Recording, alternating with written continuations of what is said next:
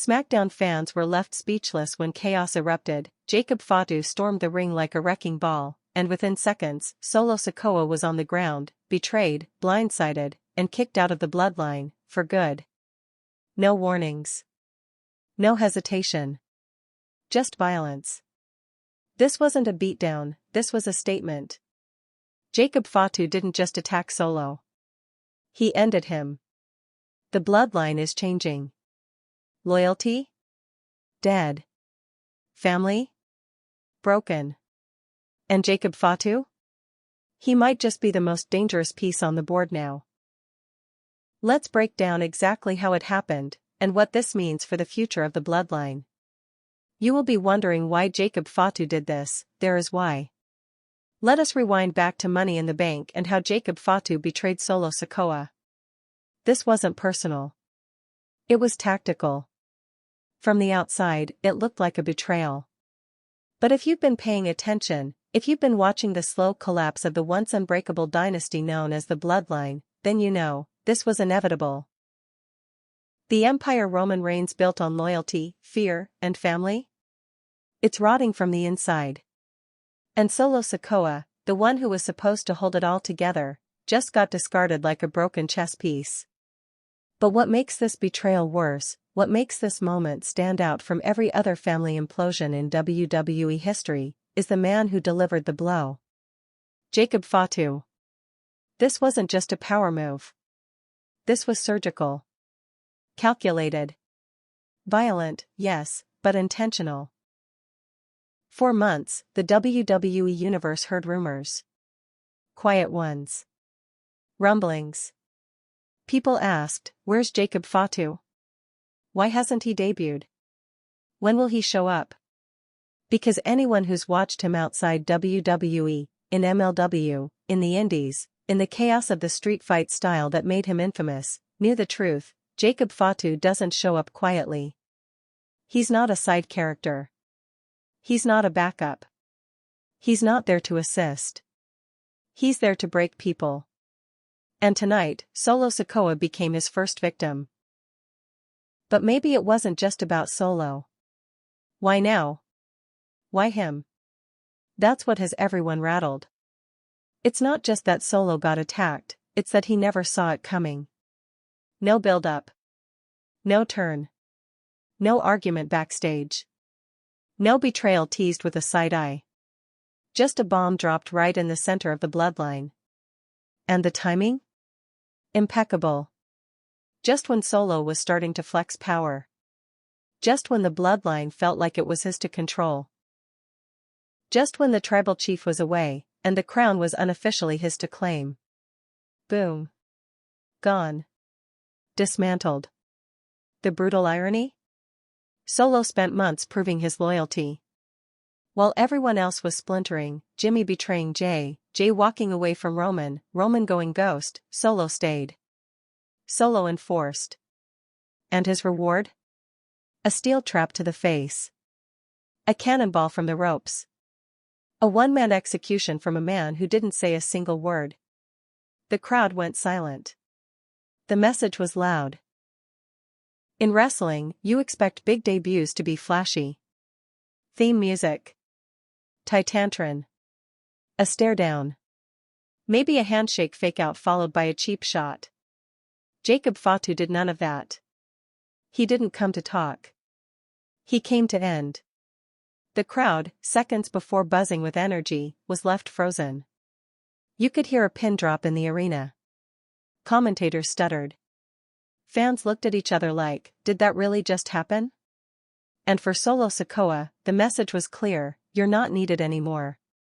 You're not feared. You're not Bloodline. Not in this version. Not in Jacob Fatu's version. Here's the part no one's ready for, this wasn't just a takedown. This was a transfer of power. We're watching something bigger than just a feud. We're witnessing the second coming of the Bloodline, darker, meaner, more violent. Think about it, Roman Reigns? Missing in action. Jimmy Uso? MIA. Jay? Out in the cold, doing his own thing. Solo? Just got deleted. That leaves a vacuum. And in comes a man who doesn't care about traditions, crowns, or thrones. Jacob Fatu doesn't want to be tribal chief. He wants to burn the table down. What you're about to see will change everything. This video isn't just about a shocking moment. It's about what that moment means. Because make no mistake, the bloodline as we knew it is dead. And if you think this ends with Solo getting revenge, think again. This is just the beginning. Jacob Fatu didn't throw a punch. He threw the first grenade in what's about to be a full-on family war. Over the next few chapters, we're going to break it all down. What happened at Money in the Bank that set this up? Who really betrayed who first? What does Jacob Fatu want? And what's next for Solo Sikoa, now that he's been erased from the bloodline? This isn't about wins and losses anymore. This is about survival. This is about legacy. This is about who gets to wear the bloodline name and who gets left in the dirt. So, sit tight, because this story? It's far from over. And Jacob Fatu has only just begun. The camera didn't cut to black. It lingered. The image of Solo Sikoa crawling, dazed, humiliated, was frozen in the minds of every viewer watching live. WWE didn't censor it. They let the moment hang in the air, unspoken. That silence was louder than any promo. Jacob Fatu didn't need to hold up a finger and claim to be the tribal chief. He didn't raise a belt. He didn't scream into the camera. Because he didn't need to. His actions did the talking. There's a difference between a wrestler trying to make a statement and a force of nature doing what comes naturally. Jacob Fatu is the latter. He didn't come in to negotiate power, he came in to seize it. This wasn't Roman Reigns returning with a smirk and a crown. This wasn't Jimmy Uso stabbing Jay in the back with conflicted eyes. This wasn't even Seth Rollins hitting Roman with a chair. This was a man treating his own blood like a stranger, and making an example out of him for the world to see. And the most dangerous part? It worked. There's something terrifying about that level of confidence. That level of finality. No tease. No regret. Just execution. Solo Sikoa has always carried himself like the most dangerous man in the room. Now he knows what it feels like when someone even more dangerous walks in and takes that title without asking. But here's the real gut punch, the part that hit harder than any Samoan spike. Solo didn't even get a chance to fight back. He didn't lose a war. He wasn't overpowered in a 20-minute match. He didn't go down swinging. He got dropped, beaten, and discarded before he could even understand what was happening. It was a message to him, yes. But it was also a message to everyone watching. If Jacob Fatu can do this to him, imagine what he'll do to the rest. That's what WWE was selling with this segment. Not just violence. Not just betrayal. They were selling fear. Suspense. The unknown. You didn't just witness the collapse of a character. You witnessed the dismantling of a hierarchy. And it was done so casually, so decisively, that the bloodline feels permanently altered. Not damaged, redefined. And if you're wondering why this moment hits so hard, why it's all anyone's talking about, here's the answer. Because deep down, nobody expected this version of Solo Sikoa to fall like that. Not yet. He was supposed to be the new engine. The future of the faction. The quiet killer who would rise from the chaos and reshape the bloodline in his image. He had the aura. The stare. The respect. Even Roman trusted him. And now? Now he's a warning. A cautionary tale. It doesn't matter if you're loyal. It doesn't matter if you're family. If you're in Jacob Fatu's way, you're done. Here's another angle no one's talking about yet. What if this wasn't betrayal? What if this was justice? That's the dangerous question lurking in the shadows of this story. What if Jacob Fatu didn't attack Solo out of ambition, but out of necessity? What if he's not trying to destroy the bloodline, what if he's trying to fix it? Because let's not rewrite history, Solo has made enemies. He's burned bridges. He was never a diplomat. He was a weapon, and he enjoyed being pointed at people. When Roman vanished, Solo didn't just step up, he started acting like the boss. He talked less. He hit harder. He gave orders. He started looking less like a loyal foot soldier and more like a self-appointed general. And maybe, just maybe, someone backstage finally decided that was a problem. Maybe Jacob Fatu didn't walk in on his own. Maybe he was sent. By who? We'll get there. But remember this moment, the exact second Solo Sikoa realized he wasn't untouchable. That the loyalty he showed wasn't being returned. That in the world of the Bloodline, nothing is promised. Not even your spot at the table. This is the story we're about to break wide open. Not just the attack, but the war behind the war. The moment Jacob Fatu kicked Solo Sikoa out of the Bloodline is just the start. There's more underneath. Layers of history. Betrayals stacked on top of betrayals. Family scars that go deeper than what we saw in the ring. You're going to see how this moment didn't just change Smackdown. It changed everything. Because Jacob Fatu didn't come for a match. He came for the foundation. And he just cracked it. The fall of Solo Sikoa didn't start in the ring. It started backstage. In silence. In subtle looks. In a power vacuum left by a tribal chief who hadn't been seen in months. To understand why Jacob Fatu turned on Solo, you have to rewind. Not to Smackdown. Not to last week. But all the way back to Money in the Bank, the night the cracks turned into fractures, and the fractures shattered everything. That was the night the Bloodline stopped being about family, and started being about survival. It wasn't just another pay-per-view.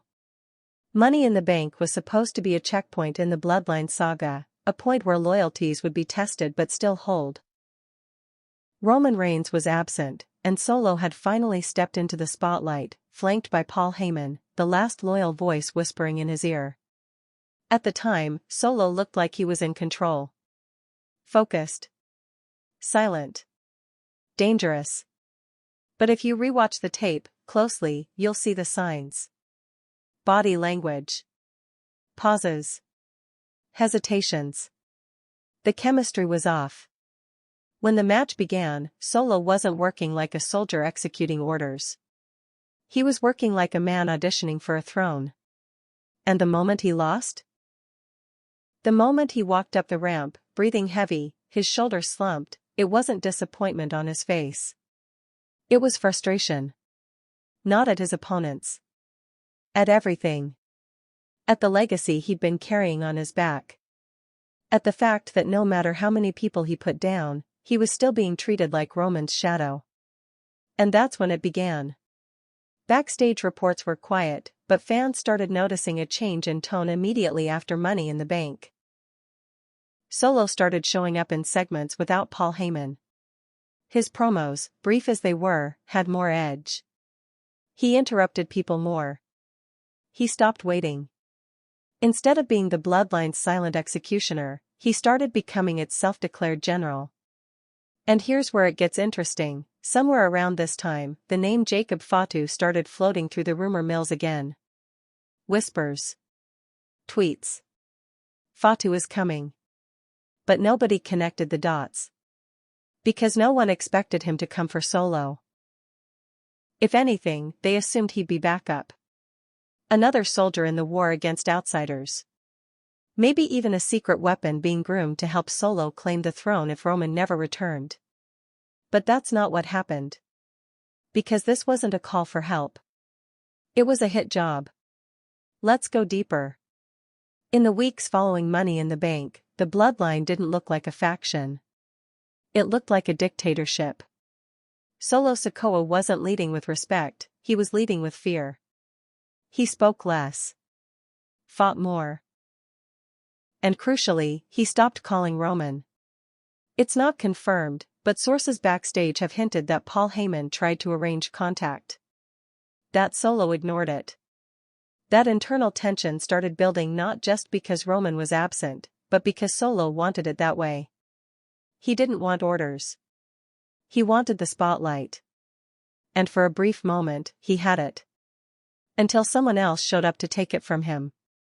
What Jacob Fatu did was not spontaneous.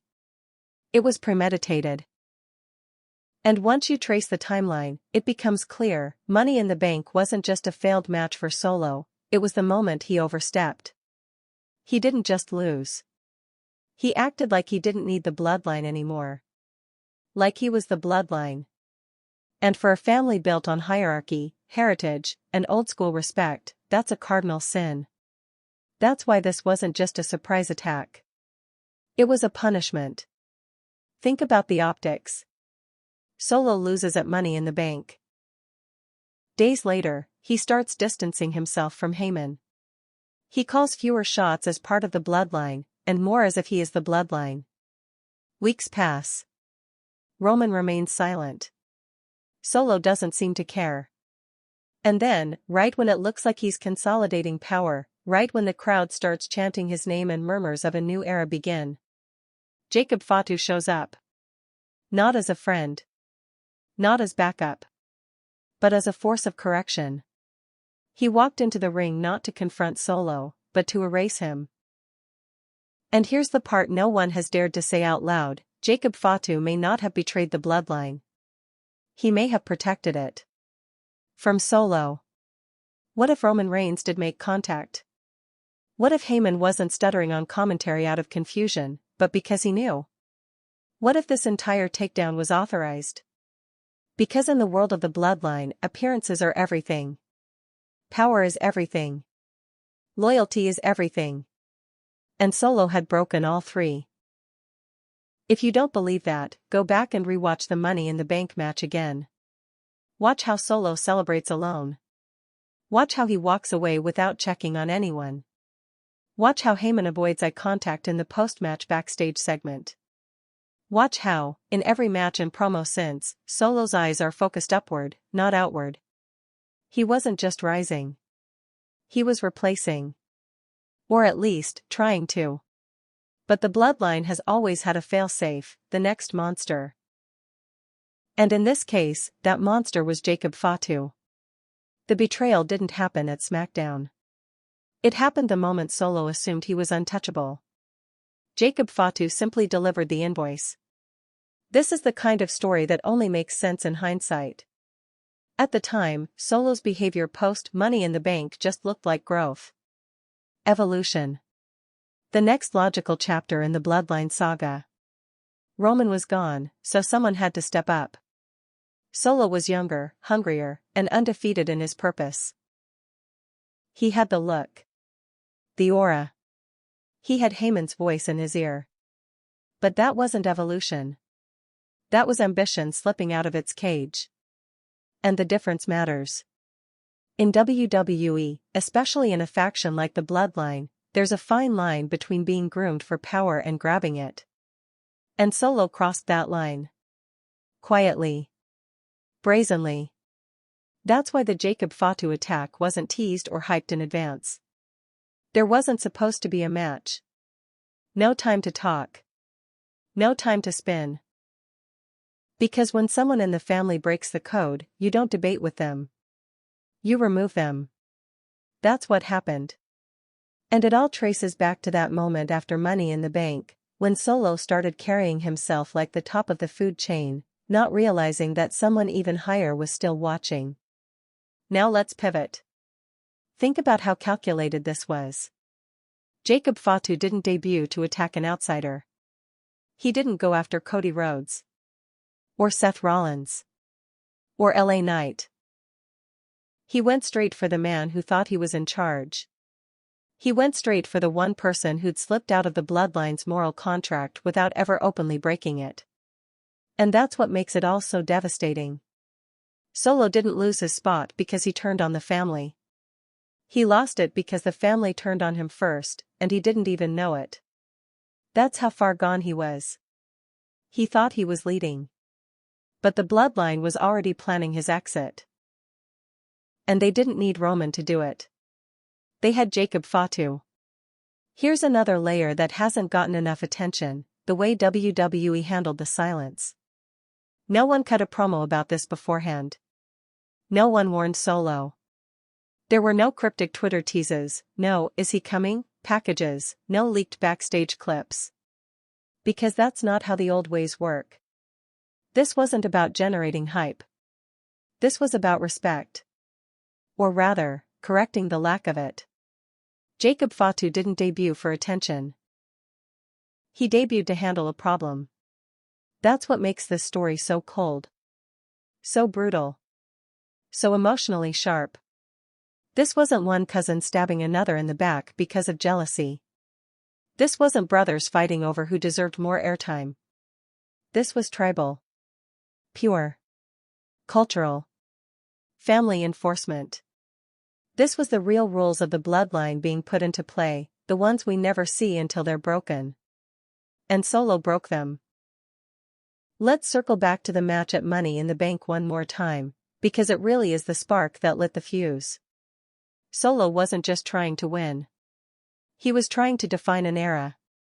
There's a key moment late in the match, when he looks out at the crowd, expressionless, as if soaking in the image of himself as champion before it ever happened. That moment was loaded with intent. Because he wasn't just seeing himself as the next tribal leader. He was seeing a future with no Roman. No Heyman. Just him. He didn't want to be part of the legacy. He wanted to become the replacement for it. And in doing so, he disrespected every name that built that foundation. Jacob Fatu's name is one of them. The Usos may be cousins. Roman may be the head of the table. But Jacob? He's the enforcer of the code. He doesn't care about your streak. Your resume. Your TV time. He cares about keeping the line sacred. And when he saw Solo Sikoa crossing it, wearing the family crest like a costume instead of a responsibility, he acted. Efficiently. Ruthlessly. And permanently. So when people say, it came out of nowhere, they're only half right. The attack came without warning. But the motive? It's been building since Money in the Bank. Solo's failure in that match didn't just cost him a shot at the spotlight. It exposed him. It revealed the flaw. It told the family everything they needed to know. Solo wasn't rising. He was drifting. And if you drift too far from the bloodline, you stop being family. You become liability. And in the bloodline, there's only one punishment for that. Exile. Now you understand the moment better. Now you understand the look on Solo's face when he got up off that mat. It wasn't confusion. It was realization. He didn't ask why. Because deep down, he already knew. Before he was Roman's right hand, before the Samoan spike, before the silence. Solo Sikoa was invisible. Not irrelevant, invisible. He didn't scream. He didn't posture. He didn't pose for cameras. He just showed up, stared a hole through you, and walked out after finishing the job. When Roman Reigns introduced him to the main roster at Clash at the Castle, nobody knew what to expect. He wasn't built like the Usos. He didn't have their flash. He didn't crack jokes or cut promos. He didn't need to. He had something else, presence. Not the kind you sell on a t-shirt. The kind that makes people shut up when you enter the room. That was the beginning of his role as the Bloodline's enforcer, a man without words, defined by action. Roman didn't need someone to argue his case. He needed a hammer. And Solo was exactly that. But every hammer eventually gets tired of being swung by someone else. Let's go back to the psychology of how this role started and how it cracked. Solo was introduced not just as muscle, but as a solution. At the time, the cracks in the bloodline were already forming. Roman was manipulating his cousins into war, and the Usos were visibly exhausted. Jay was emotionally conflicted. Jimmy was questioning leadership. Roman was desperate to maintain dominance. Enter Solo, cold, emotionless, obedient. He was the piece Roman could actually trust. No baggage. No history of betrayal. just pure force. For months, he operated like a drone, appearing out of nowhere to lay out threats, hit the Samoan spike, and walk away without blinking. That cold-blooded rhythm made him terrifying. But here's what everyone missed. While Roman thought he was building loyalty, Solo was absorbing power. He watched. He listened. He learned. And quietly, he became more than just the Bloodline's weapon.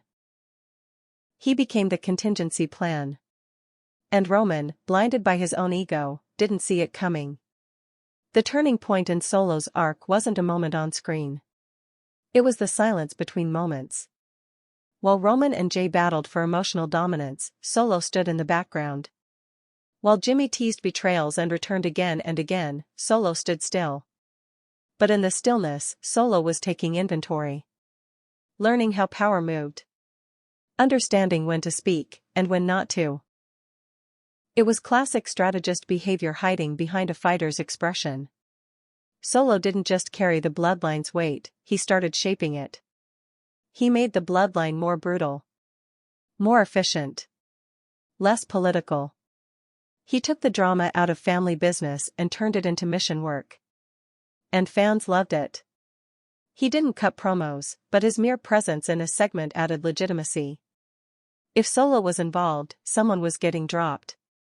And for a while, that was enough. Until it wasn't. You can only stay a soldier for so long before you start questioning the mission. Especially when your general vanishes. Roman Reigns disappeared after WrestleMania. His appearances became sporadic. His orders stopped flowing. And Solo? Solo started operating like a man off leash. He wasn't rebelling, not at first. He was filling the gap. But slowly, that gap became a throne. And Solo, the one who'd never even claimed a microphone, started walking like a king. It was in the stare. The pacing. The positioning in camera shots. No more standing behind Heyman. He started standing in front. No more waiting for instructions. He started initiating attacks. And suddenly, the enforcer didn't look like a follower anymore. He looked like a leader. But here's where it gets tragic. Solo didn't see himself as a traitor. He saw himself as loyal. Loyal to the idea of the Bloodline. The structure. The strength. The code. And in his mind, he was keeping that alive when Roman stopped showing up and the Usos started falling apart. But what Solo didn't realize is that the Bloodline was never built on structure. It was built on fear. Roman's fear-based leadership worked because people respected the threat he posed. Solo never generated that same fear from within the family. He could destroy people outside the ring, but inside the Bloodline? He didn't strike fear. He struck resentment. Let's talk about Paul Heyman. For months, Heyman stood next to Solo like a handler. Nervous. Careful. Always glancing sideways as Solo made moves. There's a theory that's hard to ignore: Heyman never trusted Solo. He obeyed him out of necessity, not loyalty. Because Heyman knows power, and he knows when someone's grabbing too much of it, too fast. So while Solo thought he was holding the Bloodline together, Heyman might have been watching him become a threat. And that's how enemies are made. Not through words, but through paranoia. Solo's rise was slow. Methodical. But it was also unstable. Because when you ascend without permission, every step becomes a gamble. And eventually, someone's going to call your bluff. That someone was Jacob Fatu. Before the attack, Solo's behavior had completely shifted. He was less reactive. More calculating. He took beatings but didn't lose focus. He punished people. He fought with rhythm. With patience. All the traits of a leader, without the title. And that's where the danger came in. Because in the Bloodline, there is no such thing as an unclaimed throne. If you look like you're sitting on it, even for a second, you better be ready to defend it. Or someone like Jacob Fatu is going to rip it out from under you. Solo never thought he'd have to fight within the family. To him, the enemies were always on the outside. Sami Zayn, Kevin Owens, Cody Rhodes. But the truth is, the most dangerous opponent was wearing the same blood. And that opponent wasn't smiling. Wasn't talking. Wasn't trying to share the spotlight. He came to take it. Completely. So when Solo got dropped on Smackdown, out of nowhere, without a warning shot, the reason it hit so hard wasn't just the brutality of the attack. It was the fact that he was finally on the receiving end of the strategy he'd been using for months. Calculated. Quiet. Merciless. Solo Sikoa didn't just get betrayed. He got outplayed. Jacob Fatu didn't walk into WWE with fanfare. He kicked the door down, dragged Solo Sikoa's name through the dirt, and left fans wondering who the hell just changed the game in under 90 seconds. For many WWE-only fans, that night was their first taste of Jacob Fatu. They saw the brutality, the explosiveness, the fury, but they didn't know the history. They didn't know this wasn't a transformation. It was a reveal. Because the truth is, Jacob Fatu has always been this violent. Always been this unpredictable. Always been this dangerous. The only difference now? Now he's on television. And the rest of the bloodline just woke up to a nightmare they thought would never cross the threshold. Let's back up. Before WWE ever uttered his name, before Paul Heyman started dropping subtle hints, before Roman Reigns ever sat on the throne, Jacob Fatu was already making his own kingdom out of chaos. In MLW, Jacob Fatu didn't just dominate. He terrorized. He was undefeated for over 2 years. He didn't win matches. He annihilated people. He moved like a heavyweight but flew like a cruiserweight. He threw moonsaults like a man half his size and speared people like it was personal. But what separated Jacob Fatu from everyone else, what made him terrifying, was his unpredictability. He doesn't wrestle like he wants to win. He wrestles like he wants to hurt. There's no character. No gimmick. No alter ego. What you see is exactly what you get. A violent, unrelenting descendant of the Anoa'i legacy who doesn't care about rules, belts, or politics. He cares about domination. And now that he's been brought into WWE canon, that energy has entered the Bloodline storyline like a virus. WWE isn't just telling the next chapter. They're rewriting the entire book, and the wildest part? They waited. WWE knew about Jacob Fatu for years. They knew what he could do. He had eyes on him from scouts, execs, legends. But they didn't pull the trigger. Why? Because you don't bring a man like Jacob Fatu into a storyline unless you're ready to blow the whole thing up. He's not a mid-card call-up. He's not developmental talent. He's a game ender. And for the last year, fans have been asking, where is he?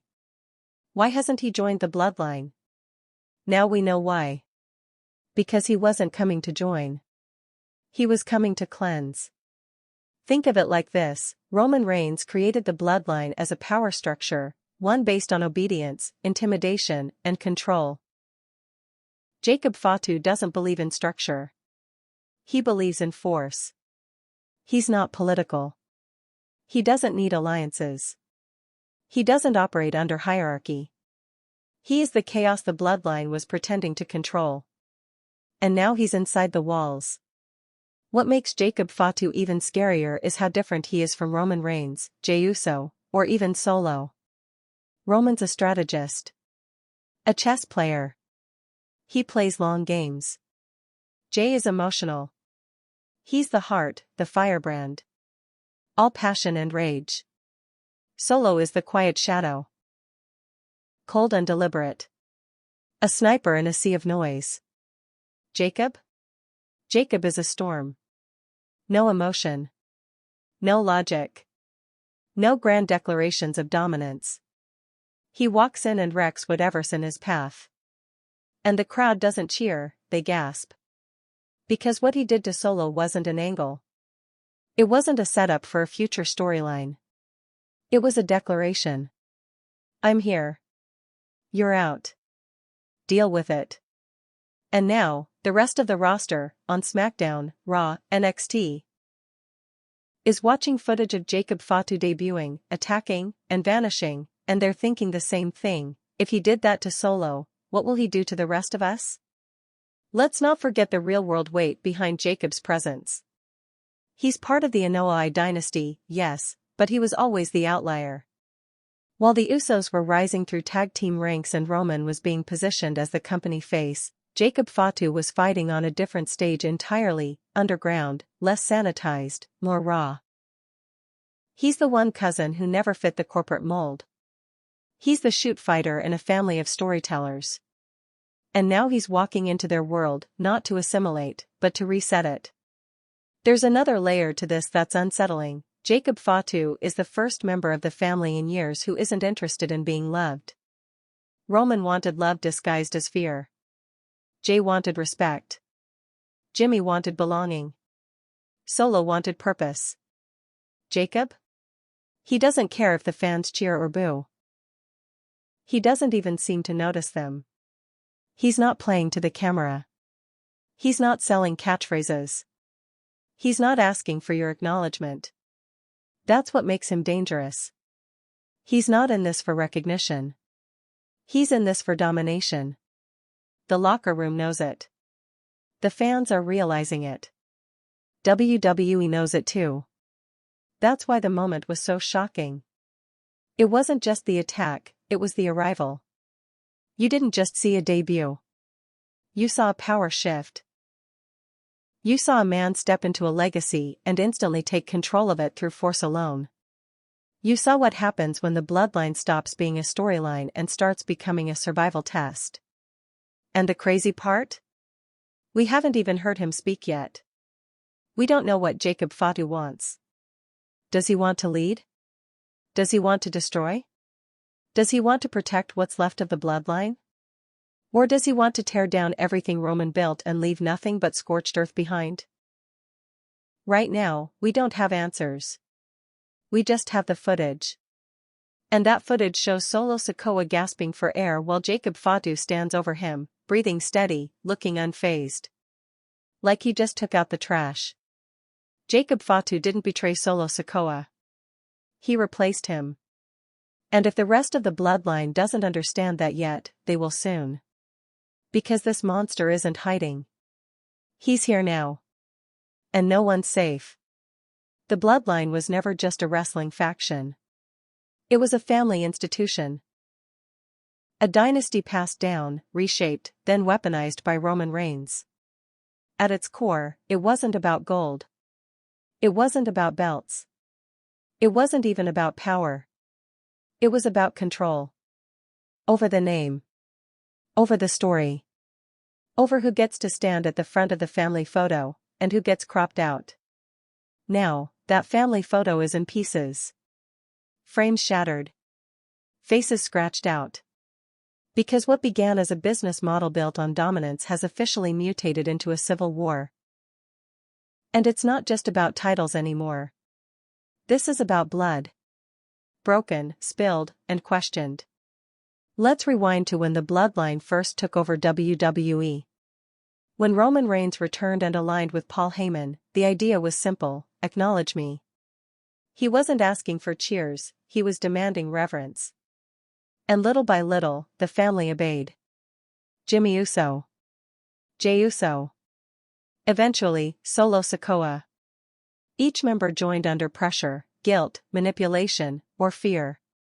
But there was a thread holding them together. They were family. Roman made that the centerpiece of his pitch. We fight for each other because we are each other. It was both a declaration and a trap. Because once you tie your identity to family, every betrayal hits twice as hard. And that's what made this group so different from every other wrestling faction. DX split over ego. The Shield broke over ambition. But the bloodline? It's breaking over something deeper. Over legacy. Over identity. Over what it means to be family.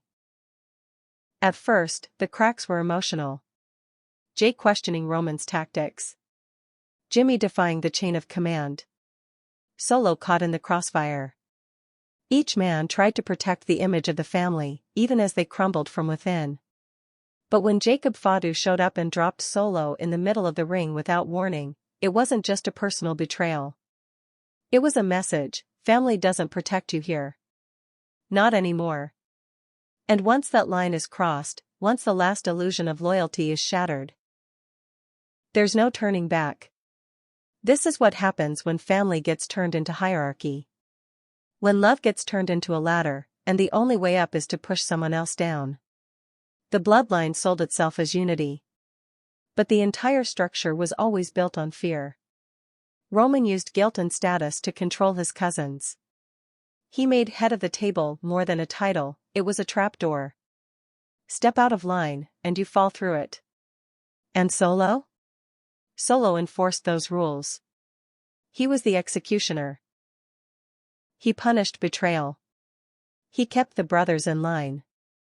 Until he started acting like he was more than the punishment. And that's when the family flipped the script on him. The irony writes itself: the man who carried out Roman's vengeance got a dose of his own medicine. By someone even more ruthless. Jacob Fatu didn't just break the chain of command. He ripped it out of the floorboards and beat Solo with it. And in doing so, he did something Roman couldn't. He erased the illusion of family. There was no hesitation. No inner conflict. No teary-eyed explanation. He didn't whisper "I'm sorry." He didn't flinch. He just acted. And now, the question lingers: if Jacob can do this to Solo, what's stopping him from doing it to anyone else in the family? Jimmy. Jay. Even Roman.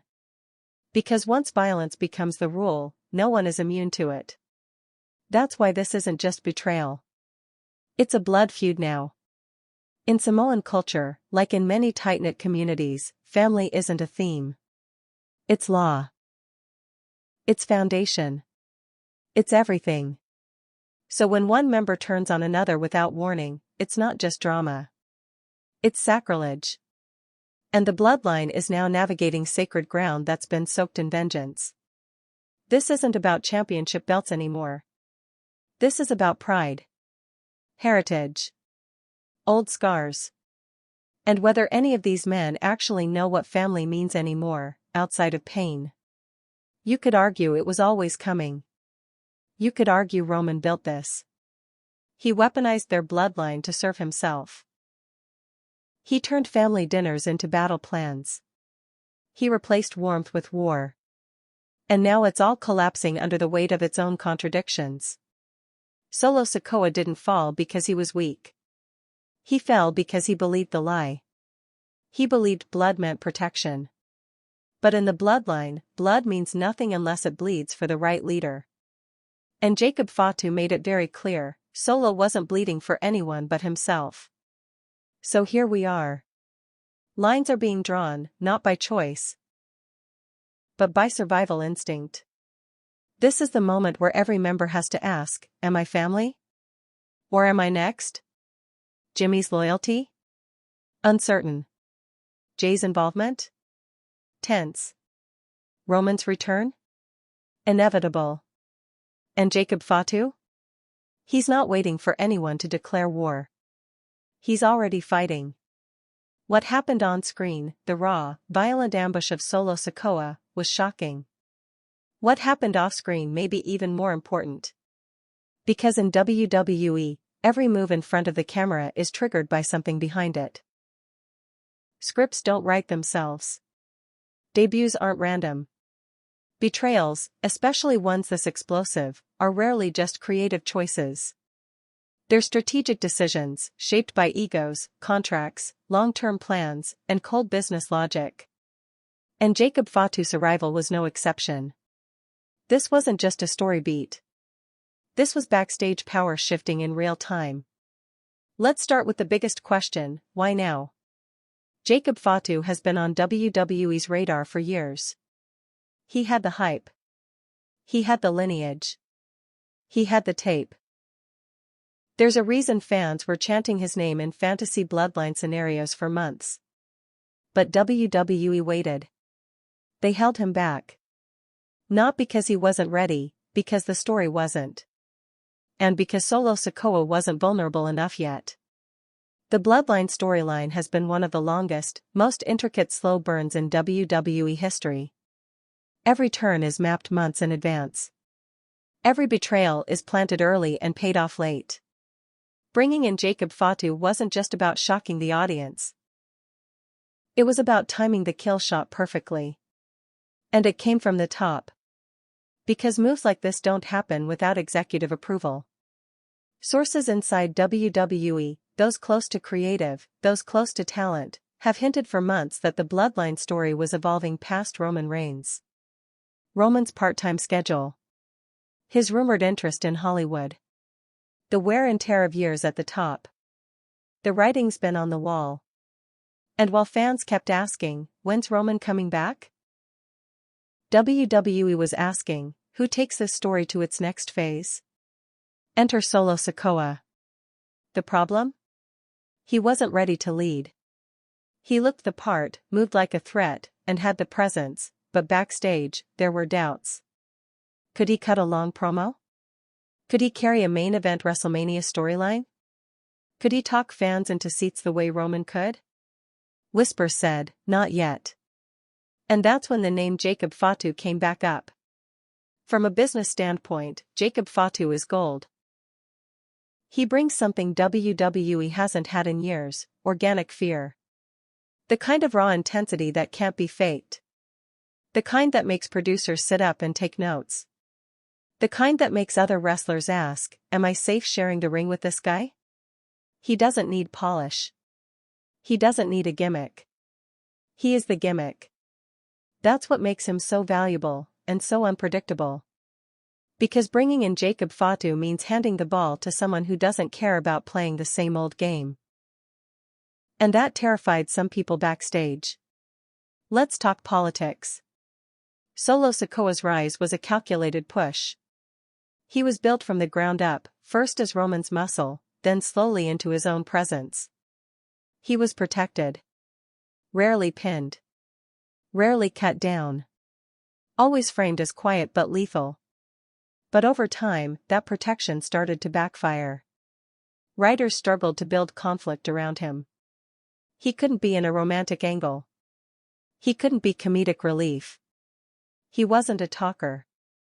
He wasn't a rebel. He was a wall. And in WWE, walls don't headline unless someone smashes through them. Enter Jacob Fatu. The attack wasn't just a creative choice, it was a reset.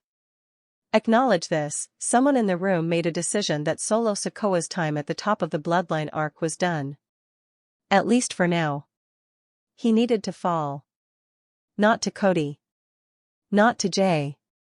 To someone that made him look small. And that meant Jacob.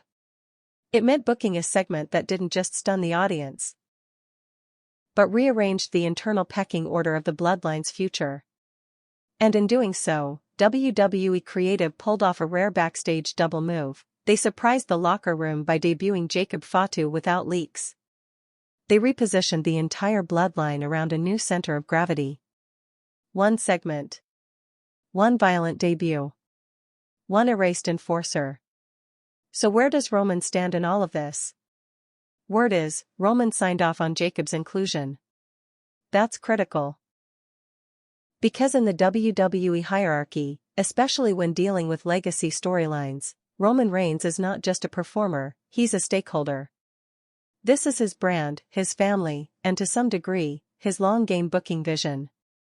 Roman built the Bloodline arc around himself, but more importantly, he helped shape the future names that could carry it. He helped shape Solo. But maybe he also saw the ceiling. Maybe he knew Solo couldn't elevate the story beyond where it already was. So when it came time to evolve or implode, Jacob Fatu was greenlit. And it came with Roman's blessing. Let's not forget Paul Heyman.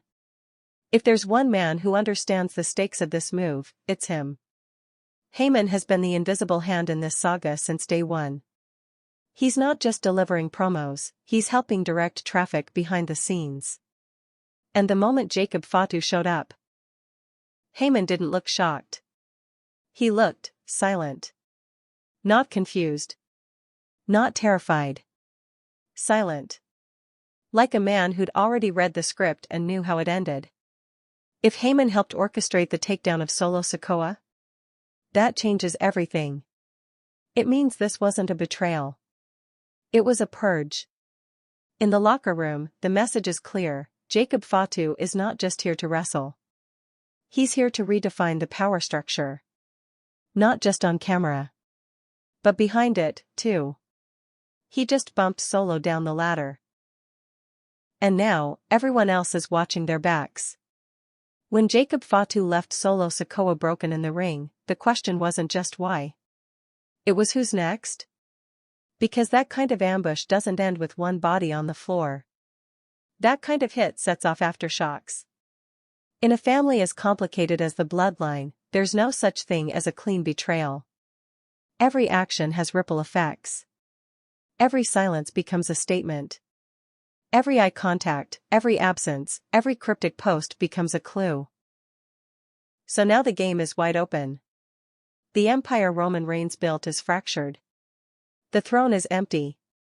And the war for who controls the name Bloodline has officially begun. But before the next shot gets fired, let's ask the big question: who's taking sides? Because not everyone's picking the same one. Start with the obvious: Roman Reigns. He's the face that built the Bloodline into what it became: a dynasty, a mafia, a kingdom built on dominance and fear. But as of this moment, he's missing. No appearances. No promos. No tweets. Just radio silence. Some see it as a weakness. Others? They think it's strategy. Roman isn't the kind of leader who reacts. He calculates. He watches. He waits until the moment has maximum leverage, and then he strikes. So where does he stand? If Roman sanctioned the takedown of Solo Sikoa, which many believe he did, then Jacob Fatu is working under his command. But that opens another door: what if Roman didn't authorize this? What if Jacob acted independently? Then this isn't just an internal shuffle. It's a coup. And that means when Roman does return, he may be walking into a bloodline he no longer controls. Now to the Usos. Jimmy. Jay. These two have been the emotional backbone of the entire storyline. Their inner conflict gave the bloodline its heart, and when they left, it broke that heart. But the damage didn't stop there. Jimmy betrayed Jay. Jay walked away from both of them. Neither brother has officially returned to align with anyone. But here's what matters: Jey Uso is watching. And if you know anything about his story, then you know he's not going to let what happened to Solo slide. Because deep down, Jay doesn't hate Solo. He hates the system that used him. He was the original right-hand man. He was the first to be manipulated. So when he sees Solo suffer the same fate he did, it doesn't feel like karma. It feels personal. Jay might not side with Solo. He might not side with Jacob either. But you can bet this: he won't stay quiet. Jay's silence isn't weakness, it's tension. He's waiting for the moment to say something that cuts through all the noise. And when he does, it could flip the entire script again. Jimmy? Different story. Jimmy is the wild card. The joker in the deck. One week he's aligned with family, the next he's undermining them. He's been burned, played, turned, and flipped more than anyone in this saga.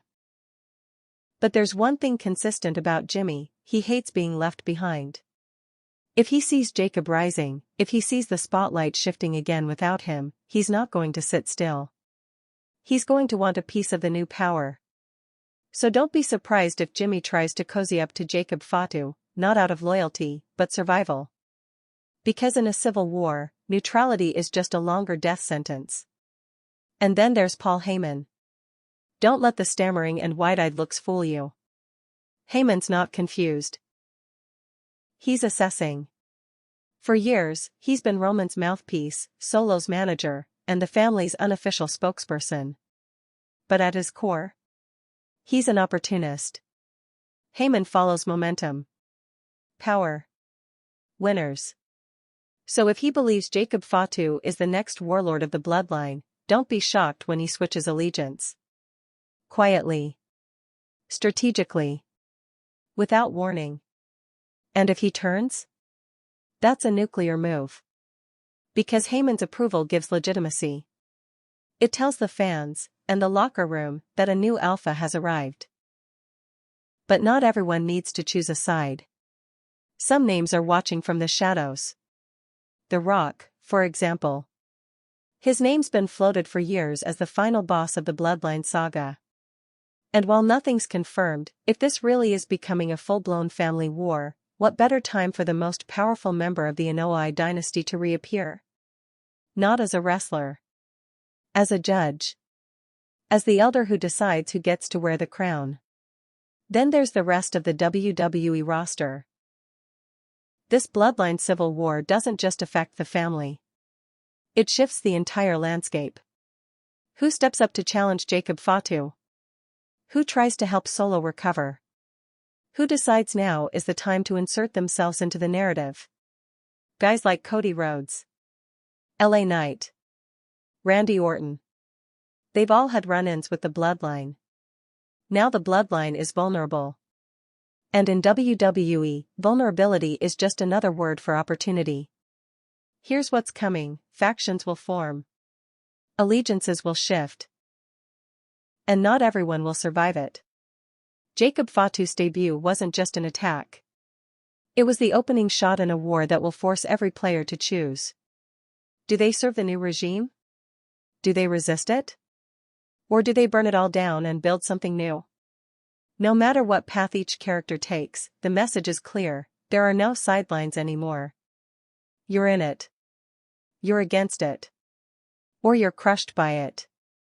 And once you pick a side in the Bloodline civil war, you don't get to switch back.